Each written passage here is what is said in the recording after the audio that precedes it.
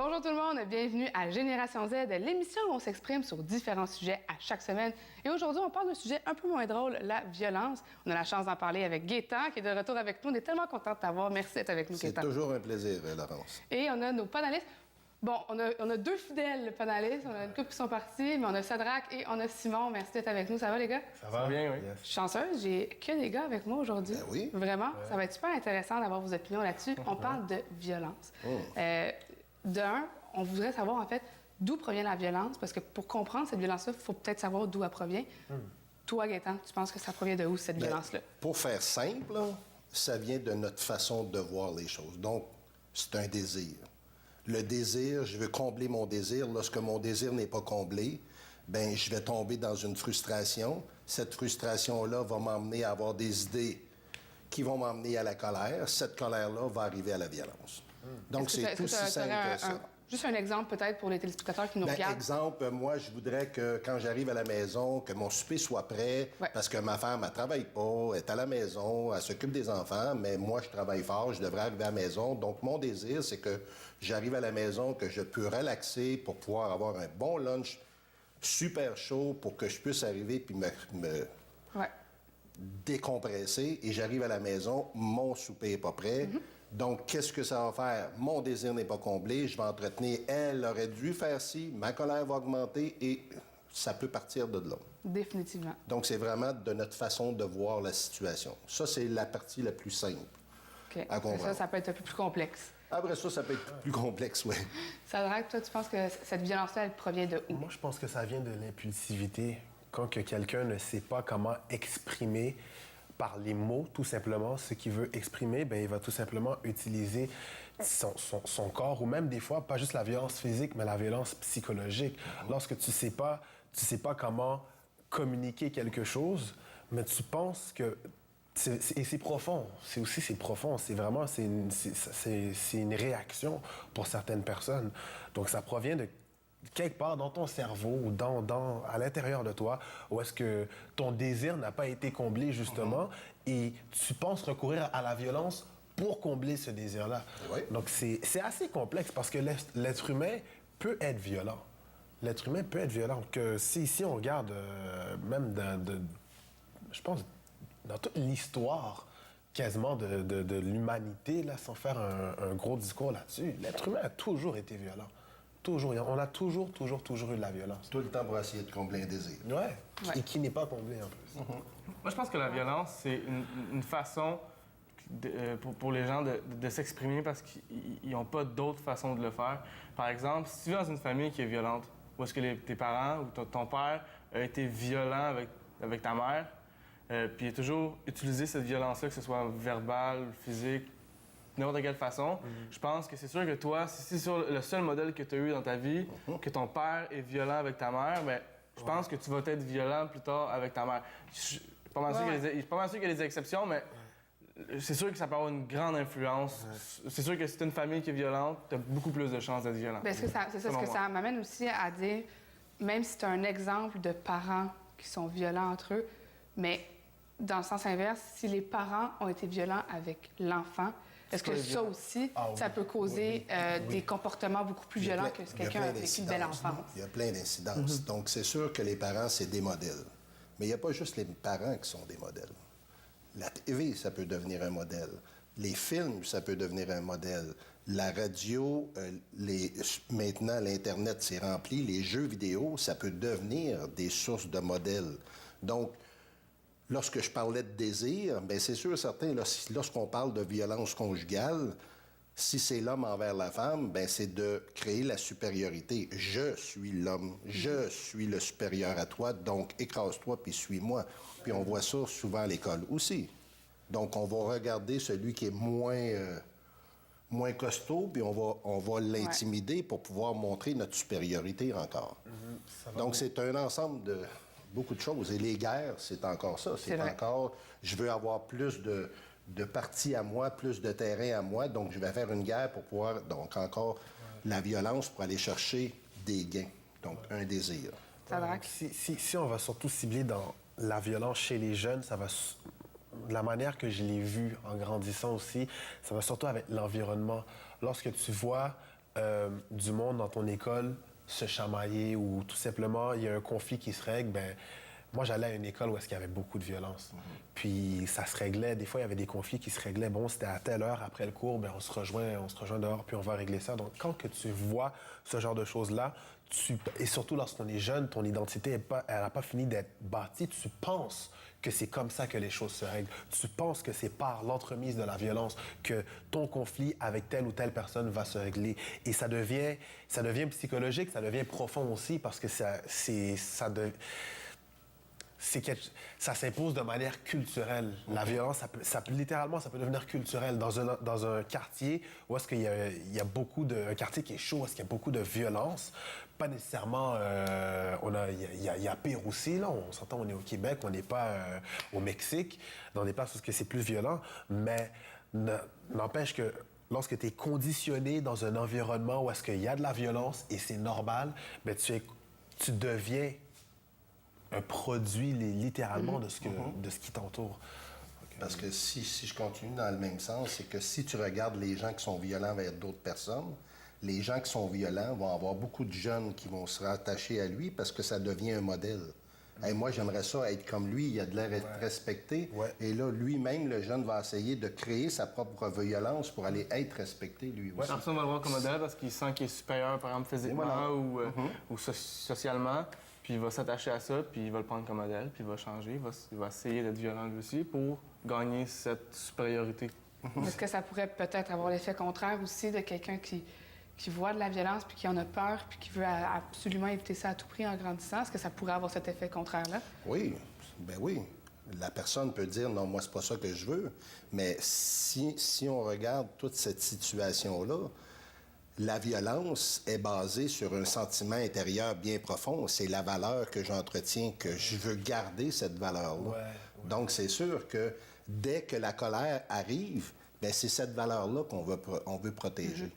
Donc, moi, je suis peut-être bien costaud, mais quand j'étais jeune, j'avais peur. Donc, comment je pouvais contrôler cette peur-là intérieurement? C'était d'être violent. Avec la carrure que j'avais juste à lever le ton et je me faisais respecter. Mais je tremblais à l'intérieur. Donc, pour montrer aux autres que j'étais fort, puis à l'intérieur, j'étais faible, bien, j'avais pas le choix d'être violent. Oui, ça peut être comme un moyen de défense aussi, si on veut. Oui, juste pour se protéger soi-même, parce qu'on veut pas que les gens sachent qu'on a peur, qu'on vient démontrer puis mettre en valeur notre carrure. Ben, surtout l'homme. L'homme veut être dominant. Il veut montrer qu'il est supérieur, même s'il a peur à l'intérieur. Donc, c'est une protection. Je pense que c'est aussi un travail aussi, justement, de la société à montrer d'autres façons que la violence de s'exprimer ou de se faire entendre. Souvent, les gens, par exemple, ils se font intimider ou quelque chose comme ça, mais ils vont réagir par la violence. Ils vont se dire, OK, la seule façon que je peux faire pour qu'ils arrêtent de m'intimider, ça va être de taper dessus. Et en même temps... Mais c'est ça, mais je pense que la façon de faire, ça serait de montrer puis d'utiliser notre tête au lieu de nos poings, puis de se dire, OK, je pense que pour l'arrêter, ça serait d'aller voir telle personne, d'aller voir telle personne. Ouais. Utiliser une autre façon que de taper sur la personne, parce que de toute façon, je pense qu'il y a personne qui mérite de se faire taper dessus. On ne retire pas une grande satisfaction à faire ça, honnêtement. Ouais. C'est plus pour prouver quelque chose, mais au bout du compte, c'est ça, c'est impulsif, mais après ça... en venir à avoir des regrets. Ouais. Mais on va aller voir juste une petite vidéo qui démontre une certaine forme de violence sur une femme, puis on va revenir directement après.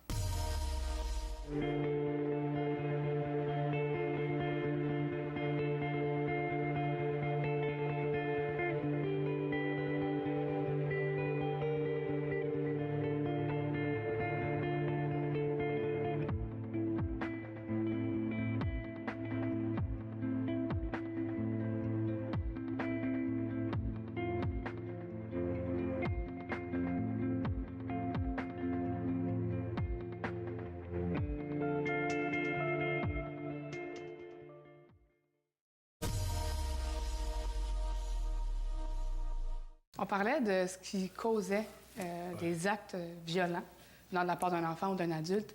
Est-ce que vous pensez que c'est quelque chose qu'on peut avoir comme... On peut naître en ayant des gènes de personnes plus violentes? Est-ce que vous pensez que c'est quelque chose qui peut être possible?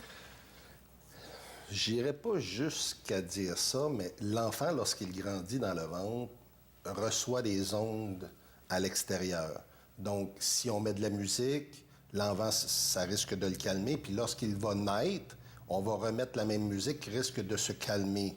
Pourquoi? Parce qu'il y a déjà eu ces ondes-là qui ont passé à travers. S'il y a de la violence, puis il y a beaucoup de cris et que la mère se fait frapper, bien, l'enfant reçoit ces ondes négatives-là.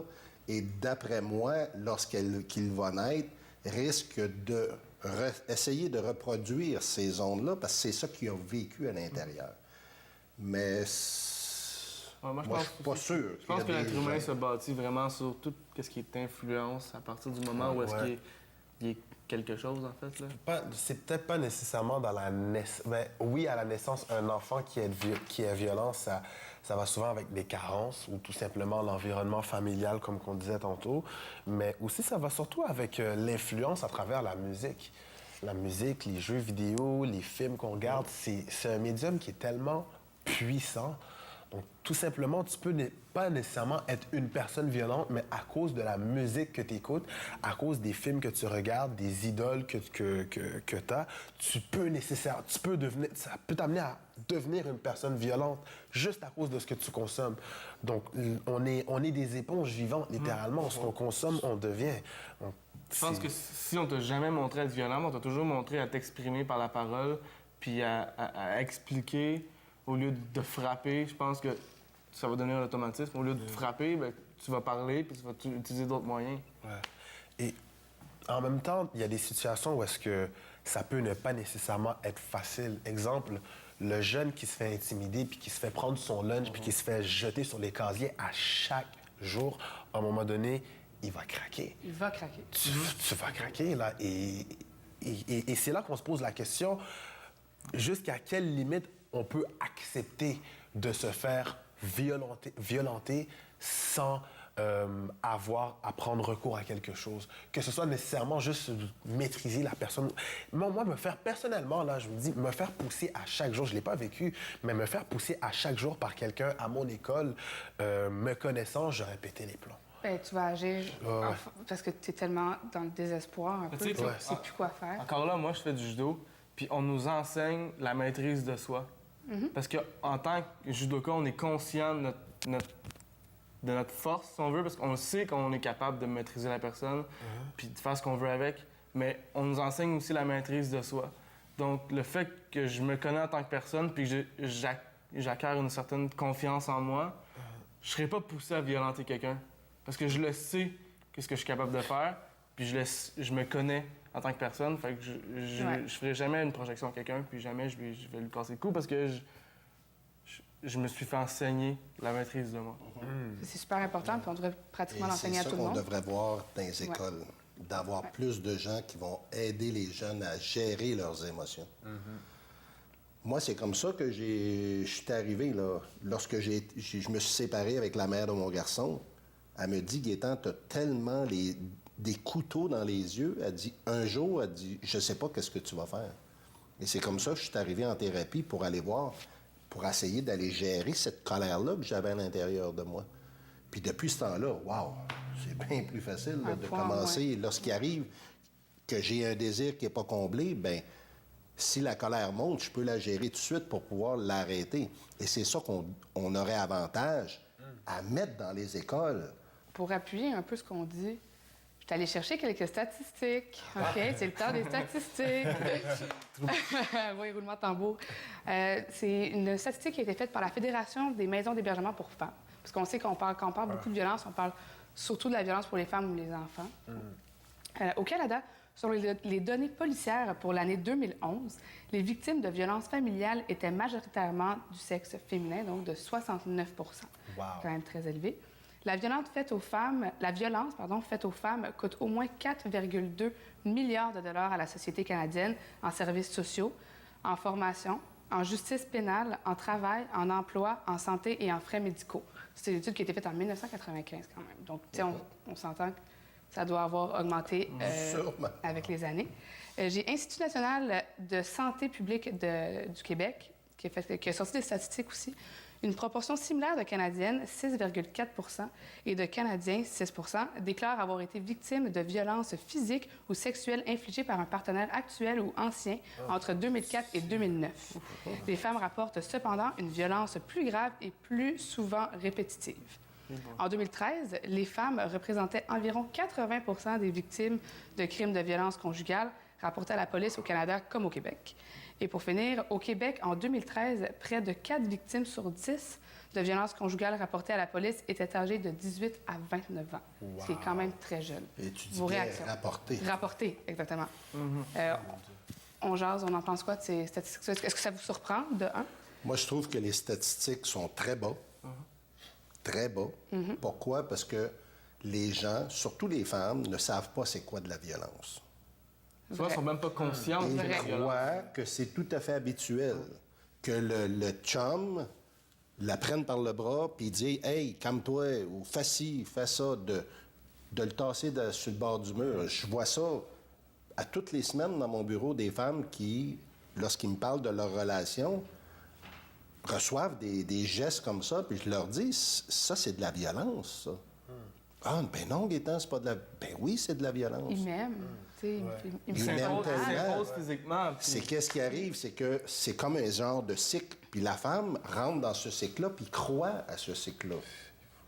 Mais La elle ne tension... croit pas par elle-même, par contre. Non, la tension augmente, puis quand la tension est rendue à son maximum, la violence physique ou verbale a lieu. Après ça, c'est la justification, puis après ça, c'est la petite lune de miel, la réconciliation. Puis là, l'homme, tellement gentil, va lui payer un gros souper, une belle robe, ces affaires-là, puis il dit, garde, c'est sûr, je vais aller en thérapie, je vais te montrer. Donc, la femme embarque dans ce scénario-là. Il est tellement fin. Et elle se dit, c'est à moi de ne pas agir ainsi, comme ça, il ne sera plus violent envers moi. C'est ça, Donc, la femme, renverse la situation. majoritairement, se sent coupable de ses gestes.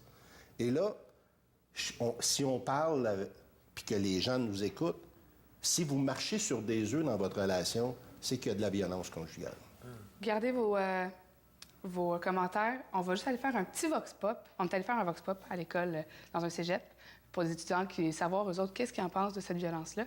Et on va revenir après pour savoir tous vos propos. Est-ce que, les gars, vous avez déjà été spectateurs d'une scène de violence, que ce soit quelqu'un que vous connaissez ou que vous connaissez pas? Ben ouais.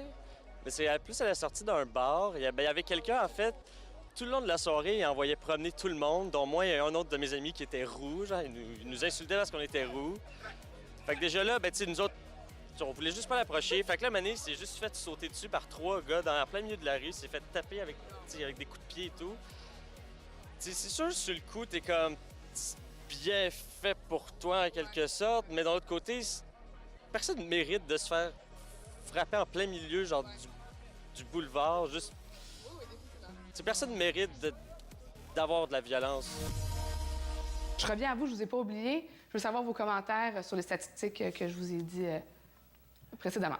C'est flagrant, mais en même temps, la question que je me suis posée, c'est est-ce que ce sont les statistiques exactes? Et je pense pas que c'est les statistiques exactes parce qu'il y a tellement de cas qui ne sont pas reportés aux autorités. Il y a tellement... On a littéralement, là, je suis sûr, tous une personne dans notre entourage qui est victime de ça et on ne le sait pas.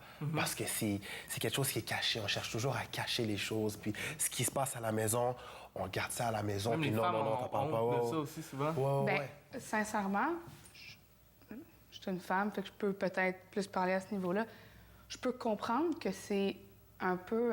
c'est comme mal Tabou, vu. genre. C'est tabou, c'est mal vu. T'as peur que les gens te croient pas ou qu'ils te prennent en victime trop ou qu'ils te... Tu sais, c'est quelque chose de tellement délicat Tu peux pas avoir l'air de la petite que tu capricieuse, sais, tu ne genre. sais pas vraiment comment aborder ça. C'est intéressant, Laurence, parce que le syndrome de la femme battue, qu'on dit, là, l'homme essaie d'isoler la femme Ben oui. pour pouvoir démontrer sa suprématie. Mais c'est pas juste ça. C'est que lui va aller voir tous les gens qui sont alentour de sa proie, si on pourrait dire, de sa Oui. femme, pour démontrer que c'est un bon gars. Et lorsque la femme est tannée de se faire violenter, que ce soit verbal ou physique, va en parler avec ses parents, va en parler avec ses amis, puis c'est comme ça qu'on va voir ça, là. Ben voyons donc. T'as le meilleur gars, tu vas vouloir t'en aller? Ben non. Et c'est là que les gens, la femme dit, ben voyons, c'est-tu moi qui est pas correct?